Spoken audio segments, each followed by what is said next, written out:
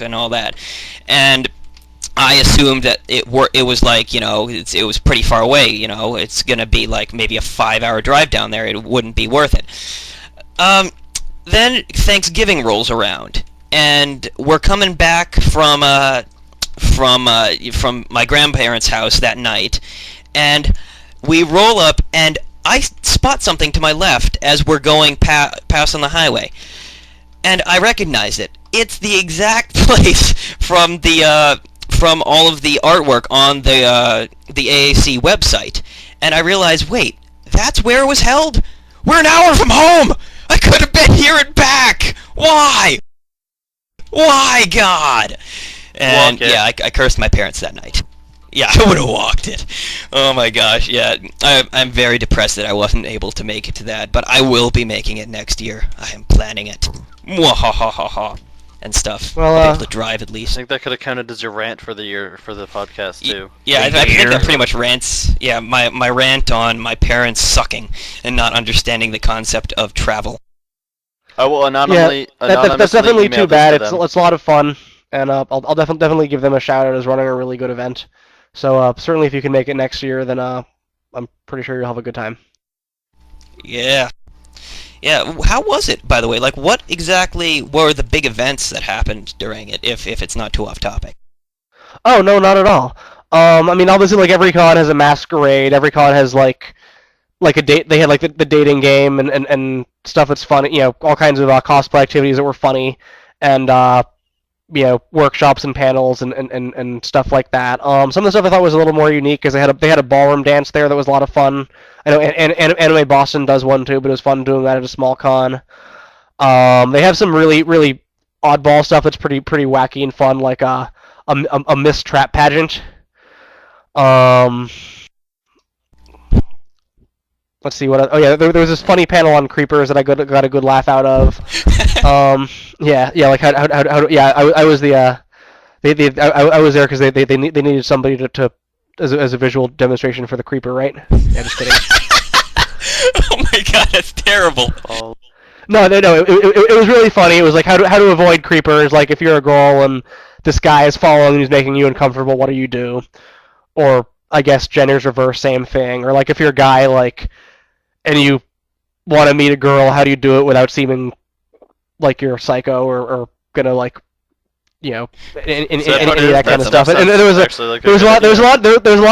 a lot of Twilight bashing in that panel too, which I approve because they're basically saying that like what creepers do is like follow girls around and act all weird. That's basically what Edward Cullen does, and girls love him. So basically, being a creeper is okay because girls love Edward Cullen. So like, it means being a creeper is actually totally fine. And if Edward Cullen can do it and the girls love it, then so can you, I guess. Team Unit Crew recommends being a creeper. Yes. Every day of your life. No, we don't. Yes, we do. Very wrong. 3 out of 4 do. Yeah, and then like obviously the masquerade is fun. Panels are fun. What were the panels that I did? I got to play piano at the ballroom dance. That was super cool. I did a panel on the video game industry. That was fun. I did. Oh yeah, we did. There was a late night panel on like what happens at cons, stays at cons, where everybody tells like ridiculous 18. I don't know if you guys are 18, but the panel was 18 plus, and it was like tell ridiculous stories about all the crazy shit that goes on at cons. What kind of crazy stories could be 18 plus? I mean. When we ordered the hookers last year, remember that, guys? Mm-hmm.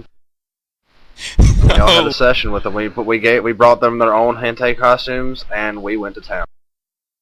Oh, that's a weird con. Usually it's stories about like stalkers and weirdos, or So basically V. Okay, I'm retarded. Not a pedophile. Get it right. Keep telling yourself that. Most definitely. Or just like really bad experiences from cons that are like this. Like my car broke down and like in the ghetto when we were trying to get to this con and we had to fight off. I went to the con. I had to suck 12 dicks just to get here. You know how many truckers I had to suck just to get here? Continue. Sorry. Or just like ridiculous things at conventions that like happen that shouldn't happen. Like this girl's cosplay skirt fell down and everybody saw her. You know what? Or stuff like that happens every now and again, and can be pretty funny depending on how you look at it, I guess. Yes, Attack of the Naked Chi cosplayers. Underpants.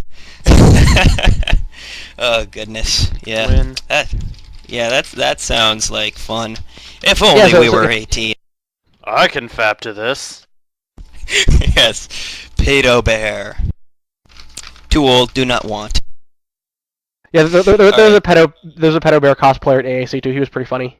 I got to be on there was a late show panel that I was on, and another guest on the late show was Pedo Bear, and that was kind of amusing. Oh yes, that would be pretty sick. Gob, you need to go as Pedo Bear to the con. Roguelf's the one that has a suit, though. I've got this demented fantasy about going to a con that has a ballroom dance and going to the ballroom dance as formal Pedo Bear. With a tux? Yeah, Pedo Bear in a tux. I think that would be We're gonna pretty get along entertaining. just fine. Yeah, not to imagine I'll have all the girls will be lining up to dance with formal Pedo Bear, and no other guy there will be able to dance with any girls. Turn a couple down, but like, do not want too old. Yes. Oh, that'd be awesome. Alright, next question. Let's see, skip that one for later. What are the band's influences, would you say? Obviously, like, the music and anime and video games are big influences. Like, before I was doing this band, I was doing panels at cons as a volunteer and video game industry panel just on things like let's write an anime theme song in an hour and kind of goofy fun stuff like that. That wasn't the aim wasn't to to form a band and sell records or anything like that, but it was kind of related about like let's make music about anime. Yeah, do it for the lulz. Make music about anime conventions that people can relate to and have fun with it. And then obviously being a video game industry professional has had some influence on me as well. I mean, the more you get to be doing music, like you don't really get influenced by other artists where it's like, oh, I just want to copy Britney Spears or Nickelback or whoever is popular or Coldplay, because there already is a Coldplay. And if you do that, people are just going to say, oh, wow, that's great. Sounds just like Coldplay. Now go get in the back of the line behind all the other bands that are trying to copy Coldplay. So, I don't really see a benefit to doing things that way. Yeah, that's great.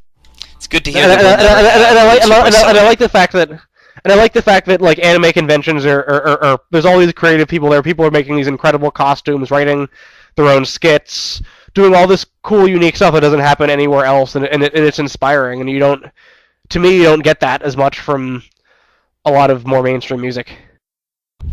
Yeah. Not a lot of creativity in mainstream music. Kind of just the same thing over and over and over again, just a little weirder every time. Like, have you seen Lady Gaga's hair? I'm on a car. I'm on a train. Yeah, have you seen Lady Gaga's hair? It's like it looks like a lamp. I'm telling you, Lady Gaga's hair looks like a lamp. And she has a penis. She has a penis. Yes. All right. She does. Her penis sort of looks like a lamp. You've seen it before, V? Oh gosh. Alright, next question. How many, if it's not too prying, how many CDs combined with iTunes and physical copies have you sold of the first album so far? Counting iTunes? Yeah, counting full downloads on iTunes. Less than 10,000, but a lot. Ooh. How much is the album? Maybe I'll go buy it for myself for Christmas.